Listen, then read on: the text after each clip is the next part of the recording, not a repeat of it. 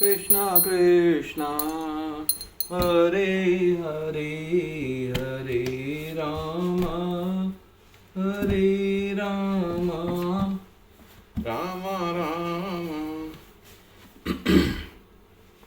हरे हरे। गोविंद बोलो हरि गोपाल गो।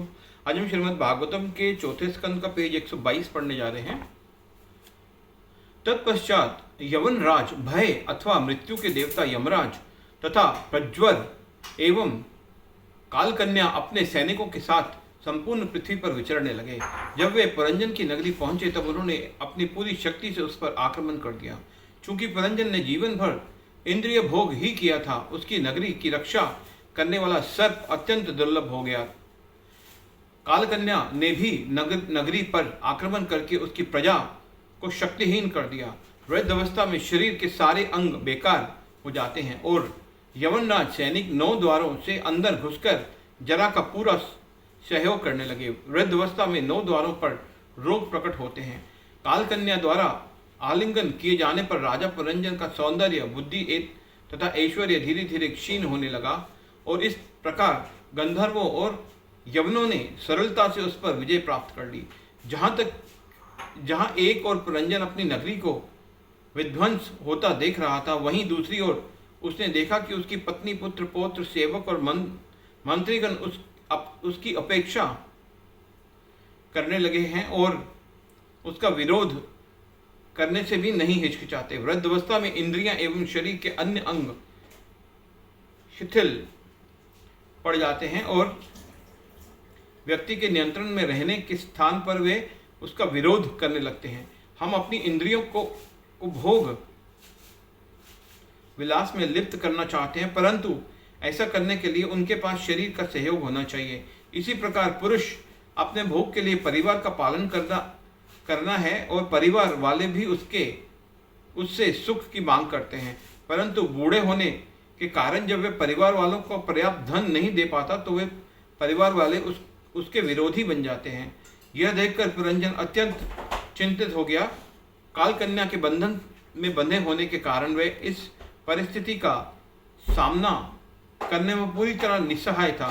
यद्यपि पुरंजन का कामुक इच्छाओं ने उसे अभी तक उसकी पत्नी एवं बच्चों के साथ बांधकर रखा हुआ था, परंतु कालकन्या के प्रभाव से उसे भोग विलास की सब वस्तुएं नीरस लगने लगी। इस प्रकार लाचार राजा पुरंजन जीवन के सच्चे लक्ष्य को पूरी तरह भूल गया। अंततः निर्णायक दिन आ गया। कालकन्या ने राजा पुरंजन की नगरी को पूरी तरह तहस नहस कर दिया और इच्छा न होते हुए भी पुरंजन को अपने उस प्रिय नगरी को छोड़ने के लिए बाध्य होना पड़ा। यहाँ तक कि मल में बैठा कीड़ा भी अपनी स्थिति से आसक्त होकर उसे छोड़ना नहीं चाहता। विशेष रूप से यदि व्यक्ति को अगले जीवन अथवा भगवान के धाम की जानकारी नहीं है तो वह वृद्धावस्था एवं लाचार होने पर अपने शरीर का त्यागना नहीं चाहता है। उस समय प्रज्वर ने अपने छोटे भाई को प्रसन्न करने के लिए पुरंजन की नगरी में आग लगा दी। मृत्यु के समय शरीर का तापमान 107 डिग्री फ़ारेनहीट हो जाता है।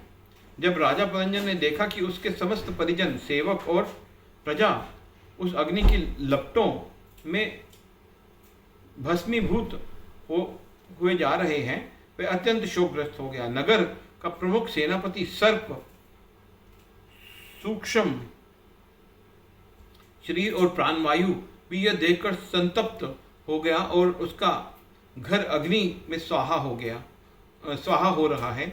भीषण ताप के कारण वह उसी प्रकार नगर छोड़कर जाने लगा जिस प्रकार वृक्ष को काटकर विष की कोटर में रहने वाला सांप उस वृक्ष को आग लगने पर उसे छोड़ देता है, परंतु जैसे ही उसने नगर के बाहर निकलने का प्रयास किया, शत्रु ने उसे रोक दिया और व्यथित होकर वह उच्च स्वर में रोने लगा। मृत्यु के समय शरीर के द्वार बंद हो जाते हैं और व्यक्ति अन्यों के समक्ष अपनी पीड़ा को स्पष्ट रूप में व्यक्त नहीं कर पाता। मैं और मेरा की मिथ्या धारणा के कारण राजा पुरंजन अपने परिवार में अत्यधिक अनुरक्त था और इसलिए उनसे विलग होते हुए उसे भारी खेद हो रहा था। चिंतित हो वह विचार करने लगा, मेरी बेचारी पत्नी और इतने सारे बच्चों का मेरी इतने सारे बच्चों का भारी बोझ है। हरे कृष्णा कृष्णा।